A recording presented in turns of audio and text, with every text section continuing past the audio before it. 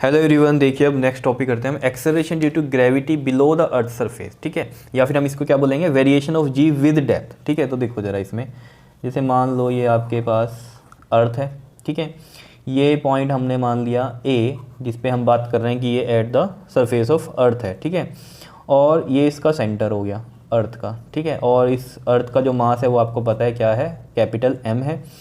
अब ए पॉइंट हो गया अर्थ का सरफेस। ठीक है, अब इस पॉइंट ए पे अगर हम बात करें कि जो जी की वैल्यू होती है acceleration due to gravity, acceleration due to gravity at point A on the surface of earth, वो क्या होती है आपको पता है, जी इज इक्वल टू में कैपिटल जी इंटू में एम अपॉन में आर स्क्वायर होती है। बिकॉज ये जो होता है इसका जो डिस्टेंस होता है वो रेडियस ऑफ अर्थ होता है, दैट इज़ अ आर। क्या इतनी बात क्लियर है? इतनी बात बताओ।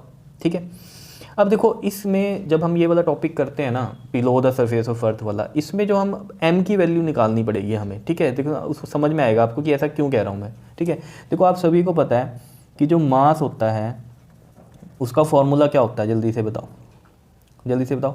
वॉल्यूम इनटू में डेंसिटी। ठीक है, वॉल्यूम इनटू में डेंसिटी, बिकॉज वॉल्यूम क्या होता है आपको पता है, सॉरी डेंसिटी आपको पता है ना क्या होती है, डेंसिटी मास अपॉन में वॉल्यूम होता है, ये फॉर्मूला पता है, तो वहीं से आया है। ठीक है ना, तो मास क्या हो जाएगा, डेंसिटी इंटू में वॉल्यूम या वॉल्यूम इंटू में डेंसिटी। अब हम इसमें क्या करते हैं कि ये एक स्फीयर है, ऑब्वियसली बात है। ठीक है, और सॉलिड स्फीयर है, तो इसमें इसकी जो डेंसिटी है ना वो कैसी है, यूनिफॉर्म है, वो हमने कितनी मान ली, रो मान ली, रो डेंसिटी, इस तरीके से लिखते हैं इसको। क्लियर है? अब देखो जरा, वॉल्यूम ऑफ स्फीयर का फॉर्मूला क्या होता है, 4/3 पाई आर क्यूब, याद रहना चाहिए आपको। ठीक है, तो इसका मास m है, वॉल्यूम इसका हो गया 4/3 पाई आर क्यूब, और डेंसिटी क्या है इसकी, रो है। इस तरीके से ये हमने लिख दिया। क्या इतनी बात क्लियर है या नहीं है, बताओ। क्लियर? अब देखो ये वाली वैल्यू आप इसमें पुट करो, तो देखो जो आपके पास जी की वैल्यू आएगी वो कितनी आ जाएगी आपके पास, जी एम की वैल्यू कितनी आ गई है, 4/3 पाई आर क्यूब और रो। ठीक है ना, जी एम है ना, एम की वैल्यू पुट कर दी हमने यहाँ पे, तो जी एम की वैल्यू ये वाली पुट कर दी, और नीचे क्या है हमारे पास, आर स्क्वेयर है। ठीक है, तो अपॉन में हम कर देते हैं यहाँ आर स्क्वेयर। समझ पा रहे हो ना क्या किया हमने, ये वाली वैल्यू इसमें पुट कर दी, तो जो वैल्यू आ गई वो कितनी आ गई, जी 4/3 पाई आर क्यूब रो, और अपॉन में ये आर स्क्वेयर ये वाला आ गया। ठीक है, अब यहाँ से अगर हम देखें ये वाला आर स्क्वेयर इससे जब कटेगा तो यहाँ पावर 1 रह जाएगी, बिकॉज 3 पावर ऊपर है और 2 नीचे, तो 3 - 2 1 हो जाएगी, तो सिंपल एक आर बचेगा। तो यहाँ पर जो जी की वैल्यू आ रही है वो कितनी आ रही है, जी 4/3 पाई आर रो। क्लियर है? इसे आप फर्स्ट इक्वेशन मान लो। क्या इतनी बात क्लियर है या नहीं है, बताओ, कोई दिक्कत इसमें? अब देखो जो कहानी है मेन क्या, कि अब हम इसमें डेप्थ की बात कर रहे हैं ना, तो डेप्थ की बात अगर कर रहे हैं, मान लो हम यहाँ से इस पॉइंट पे आ गए, बी पॉइंट पे। ठीक है, कितना नीचे आ गए हम यहाँ से, डी मान लो। ठीक है, ये वाला इतना पार्ट कितना हो गया, डी हो गया। ठीक है, और ये पूरा का पूरा क्या है हमारे पास, आर है। क्लियर है इतनी बात? ठीक है, इतना पार्ट क्या हो गया, डी हो गया ये हमारे पास। क्लियर? तो यानी कि इस सेंटर से इस बी पॉइंट की दूरी कितनी है, अब पूरी कितनी थी यहाँ तक, आर, और डी हम नीचे आ गए, तो ये जो बचा ये कितना होगा, ये वाला पार्ट कितना होगा, आर माइनस डी होगा। क्लियर है इतनी बात? अब देखो कहानी क्या होने वाली है इसके अंदर, कि अब जो इस पॉइंट पे जो ग्रेविटी लग रही है, ठीक है, वो कितने मास की वजह से लग रही है अर्थ के, वो सिर्फ इतने मास की वजह से लग रही है। मान लो इसमें हम इस तरीके से बनाएं, तो ये इतना पार्ट जो है ना, क्योंकि जितनी दूरी ये है, इतनी इधर से ये, इतनी इधर से ये, इतनी इधर से ये, तो इतना पार्ट जो है ना अर्थ का, इसका जितना मास होगा ना, उसकी वजह से यहाँ एक्सेलरेशन ड्यू टू ग्रेविटी लगने वाली है। क्लियर है? इतनी बात समझ में आ गई? और इस बी पॉइंट में हमने क्या मान लिया कि जी डैश क्या है, एक्सेलरेशन ड्यू टू ग्रेविटी, और ए पे कितना माना था हमने, जी माना था। ठीक है, क्लियर? अब देखो यहाँ पर, अब हम अगर देखें यहाँ से कि हमने लिख दिया let g dash is the acceleration due to gravity at point B at depth d below the surface of earth. अब आपके समझ में आ रहा होगा कि जैसे हमने कहा ना, इतने मास की वजह से लग रहा है, तो हम अब मास की वैल्यू निकालनी पड़ेगी इसमें, तो जो मास की वैल्यू यहाँ निकलेगी उसी फॉर्म में हमने इस वाले के लिए भी मास की वैल्यू निकाल ली यहाँ पर। तो देखो जरा, अब यहाँ के लिए अगर हम बात कर रहे हैं तो हमें पता है जो जी डैश होगा वो क्या होगा हमारे पास, जी, और यहाँ पर अब जो मास होगा वो नया मास होगा इसका, एम डैश होगा। ठीक है, तो एम डैश अपॉन में अब आर स्क्वायर, अब डिस्टेंस भी इसका कितना है, आर माइनस में डी का स्क्वायर है। क्या इतनी बात क्लियर है?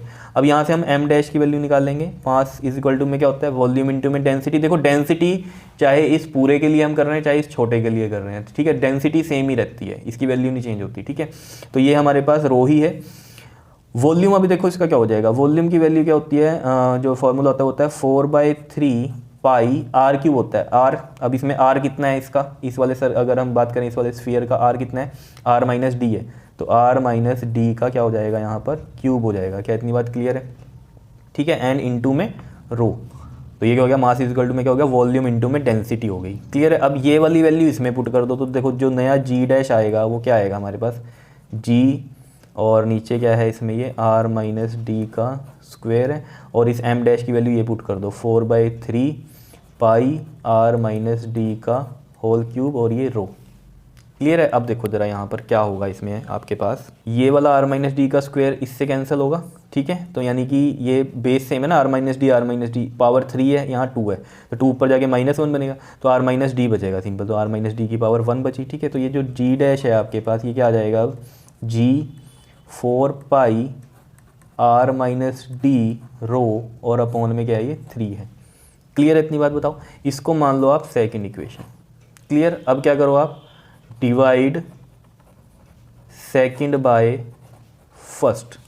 क्लियर है? इतनी बात, सेकंड बाय फर्स्ट डिवाइड करेंगे तो देखो क्या होगा, यहाँ पर करते हैं हम, यहाँ पर देखो सेकंड इक्वेशन में हमारे पास जी डैश अपॉन में जी आ जाएगा सेकंड इक्वेशन, और फर्स्ट इक्वेशन की left hand side equal to में अगर आप यहाँ पर ध्यान देंगे, ठीक है, इक्वल टू में अब ये वाली वैल्यू ऊपर रखूँगा, ये देखो ये वाली वैल्यू यहाँ रखता हूँ मैं, जी 4/3 पाई आर माइनस डी और ये साथ में क्या है, रो है। ठीक है, अपॉन में अब जी की ये देख लो वैल्यू क्या है, ये वाली वैल्यू है, इसको यहाँ रख देंगे, देखो यहाँ रखते हैं इसमें जी की वैल्यू, स्मॉल जी की वैल्यू, जी 4/3 पाई आर रो ये आई है। ठीक है, अब देखो ज़रा यहाँ से जी से जी कट गया, 4/3 से 4/3 कट गया, पाई से ये पाई कट गया, रो से ये रो कट गया, क्या बचा यहाँ पर देखो, G dash by G is equal to में बचा आपके पास आर माइनस डी अपॉन में आर, ये बचा आर माइनस डी अपॉन में आर। ठीक है, ये बड़ा सिंपल है करना, देखो आर